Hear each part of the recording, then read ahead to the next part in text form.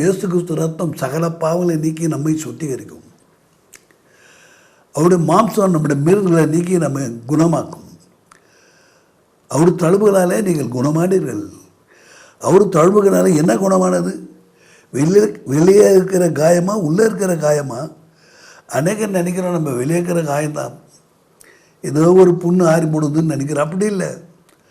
உள்காயங்களும் மாற்றுகிறார், வெளிக்காயங்களும் மாற்றுகிறார்.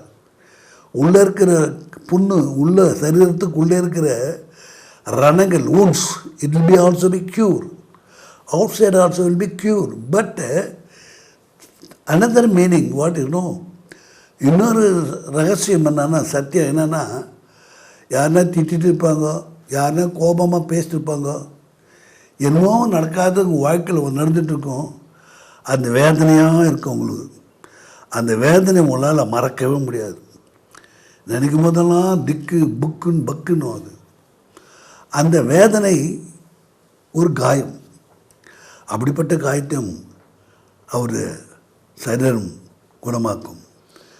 ஆனபடினால இயேசு எவ்வளோ நல்லவர் பார்த்தியா.